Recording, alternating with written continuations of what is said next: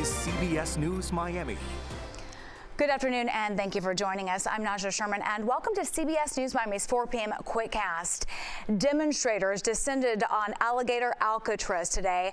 Activists and medical personnel are calling for the ICE detention facility in the middle of the Everglades to be shut down. Family members were there too. CBS News Miami's Joan Murray talked to one of them. There have been many demonstrations here at Alligator Alcatraz since it opened nearly a month ago. Different today, we're hearing from family members who have loved ones inside, and they are telling harrowing stories of how their loved ones are not being treated properly when it comes to medical care. We heard from a woman whose son had to leave for surgery and then was brought back. She says he had an infection, and the most he was given was an aspirin. Another woman named Sonia Bachara, whose husband is inside, her husband actually called on the phone during the news conference, and she described what is going on inside.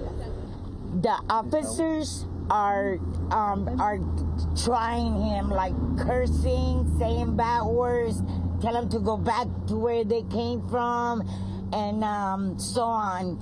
And due to the water, the rain that was here a couple of weeks ago, he has fungus in his feet. So this group was calling for the state to shut down Alligator Alcatraz. There are many lawsuits going on, people claiming that they're not being able to see their lawyer, so they're being sued over that. Also, environmentalists have sued, saying that the Everglades are being harmed. That suit will be heard in early August. Reporting in the Everglades, Joan Murray, CBS News Miami. Always tracking, always alerting. This is Next Weather. Pretty active day. You're tracking some storms. Yeah, already firing, and that's going to help us out with the heat, Naja, because it's been another brutal day. No heat advisory, but you know what? Right now, the temperatures are in the 90s, but it feels like the 100s here across South Florida. Take a look at the numbers. 91 up in Pompano Beach, 90 in Fort Lauderdale, but in Miami, sitting at 90 degrees earlier, just about a few minutes ago.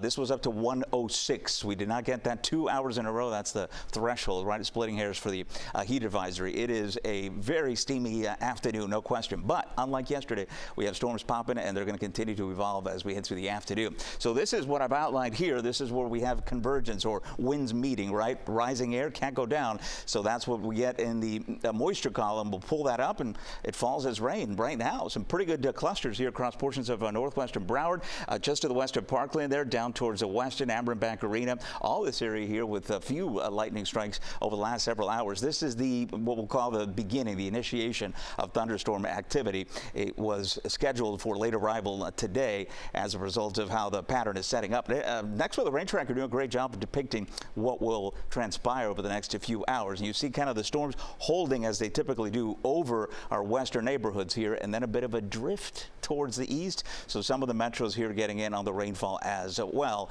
heading into the evening. Now, if to get this deep into the evening with still a few showers and storms, we're going to have outflow boundaries from some of the storms that are already popping. So we'll keep you posted through the evening. But for now, it looks to be really right until I'd say 8 o'clock, and then things will begin to wind down.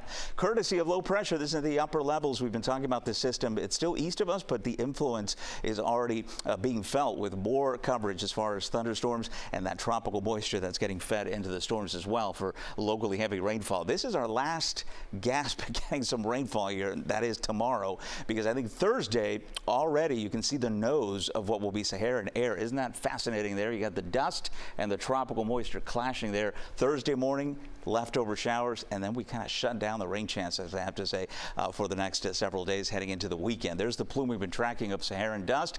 It gets here on Thursday and then really just kind of takes over our weather pattern here. It's dust, but it's also very dry air. That combination is just what's going to shut off rain chances for the weekend. Nothing to talk about in the tropics. Snow activity over the next 7 days, so we're looking good. Let's move to the next weather 7-day forecast. Low 90s, our last big chance of rain for tomorrow. Showers in the morning on Thursday. May get a couple in the afternoon well inland, but then we really just dry out and heat up all over again heading into the weekend. Ivan, thank you. We are in hurricane season, and the Next Weather team is making sure that you are prepared. Scan the QR code and find all the tools you need to help you get ready. You can also find our 1-hour special. It has important information for you and your family this hurricane season. Just go to cbsmiami.com. It's official. Former Miami Mayor Xavier Suarez is running for mayor again. He's the current mayor, Francis Suarez's father. CBS News Miami's Maribel Rodriguez talked to him at Miami City Hall in Coconut Grove right after he filed the paperwork. That's right. He filed just one day after a judge ruled against delaying the November 2025 election, which would give his son, Mayor Francis Suarez, one more year as mayor. Now, this happened at around 10 o'clock this morning here at Miami City Hall. Xavier Suarez officially filed his paperwork to run for mayor again in the 2025 election this time around. Suarez was the first Cuban-born mayor of Miami in 1985. He was then re-elected in 87, then again to a four-year term in 1989. I sat down with him soon after he filed to talk about his vision for the city, his message from the past, and if he were re-elected, what he would do differently from his son. Why do you want to come back? Well, I think the city needs me, and my son is termed out according to the court decision. I'd like to continue some of the things that he was doing, some of them with a little bit more vigor, particularly streamlining and reducing taxes. So what's the message that you want to send out to your constituents? There's a new sheriff in town, and it's the same as the old sheriff, and the same phone number, 305-496-8484. I've had that, and people can reach me anytime. And as of right now, he'll be running against Commissioners Eileen Higgins, Ken Russell, and Emilio Gonzalez. More candidates could be added to that list. The mayoral election for the city of Miami is expected on November 4th of 2025. In Coconut Grove, Maribel Rodriguez, CBS News, Miami. New details just into the newsroom. Broward deputies say they have located a woman who went missing. Detectives say 30-year-old Summer Leo was found safe. She was with a man in Hillsborough County near Tampa. She was last seen getting into a car at Target, this one right here in the 3200 area of North Federal Highway. This vehicle is registered to Timothy Bowman. Bowman is the man who she was with when she was located. He has been detained for questioning. We are seeing the moment a man on a bicycle was struck by a hit-and-run driver in northwest Miami-Dade. The driver was in a dark sedan and has not been caught. It happened a week ago at Northwest 7th Avenue near 95th Street. Samuel Singletary was killed in the crash. If you have any information, call the Miami-Dade Sheriff's Office. Now to a consumer alert. Millions of above-ground pools sold since 2002 are being recalled, and that's after several children have drowned. The pools are made by Bestway, Intex, and Polygroup. The compression strap that surrounds the outside of the pool can serve as footholds for children. That allows them to climb into the pool even if the ladder is removed. The Consumer Product Safety Commission says 9 children have drowned because of this. Consumers should contact the manufacturer and request a repair kit. We have sad news from the world of music. Ozzy Osbourne, frontman of the 1970s heavy metal band Black Sabbath, has died. It's just weeks after his farewell show. Known to fans as the Prince of Darkness and the godfather of heavy metal, Osbourne earned infamy biting the head off a bat on stage and pursuing a drug-fueled lifestyle, then reinventing himself as a lovable reality TV star. He is survived by his wife Sharon and 6 children. Ozzy Osbourne was 76 years old. When we come back, a local car wash is making Miami proud with its mission to help people on the autism spectrum. That's next.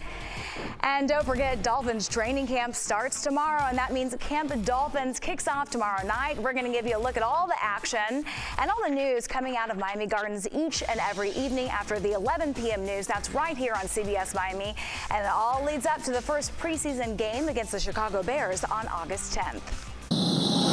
This Brightline station could not be any closer to the Aventura Mall, but there's still no way to safely walk across. I'm Austin Carter, getting results on when a long-awaited passenger bridge will finally be built. Wednesday at 5:30. Miami Proud is presented by FPL, working for you every single day. Learn more at fpl.com/value. Welcome back to CBS News Miami's 4 p.m. Quickcast. In this week's all-new Miami Proud, we shine a spotlight on a neighborhood car wash. The Rinsing Tide Car Wash in Margate provides a job and a safe space for members of our community. Started it because my brother Andrew's on the autism spectrum, and when he was in high school, it became really clear really quickly that in order for him to lead the full adult life that we knew he was capable of, we were going to have to take action. That action led the Dieri family to buy 3 car wash locations in Broward County. The goal is to make sure that everybody fits in. Michelle Hintz supports the business model. She's a regular customer who also happens to be a psychologist. There's not many meaningful opportunities for individuals who have high-functioning autism, and this is something that they can do, be successful at, feel a part of. And things at the Rising Tide Car Wash seem to be working. The Rising Tide Car Wash has locations in Margate, Parkland, and Coral Springs, with a 4th location opening next year in Pompano Beach. Do you know someone who lives here in South Florida whose story deserves to be shared? Someone who is making Miami proud? Tell us about them. You can email us at miamiproud@cbs.com. If true, this next survey is nothing to be proud of. According to a new survey by the Pew Research Center and the U.S. Census Bureau, Miami is the most inconsiderate city when it comes to phone etiquette. Apparently, Miami leads the way in nearly every bad habit measured. Residents were more likely to talk on speakerphone in public, use their phone in front of a significant other, watch videos or play music without headphones, and check their phone while talking to someone face to face. Those habits are also bad for relationships. 1 in 5 Americans say they've ended a relationship because of someone's poor phone etiquette. And nearly 2 out of 3 people in Miami surveyed admit to using their phone while using the restroom. Well, it does it for your CBS News Miami Quickcast. I'm Najahe Sherman. Stay tuned for more news right here on CBS News Miami, and have a great day.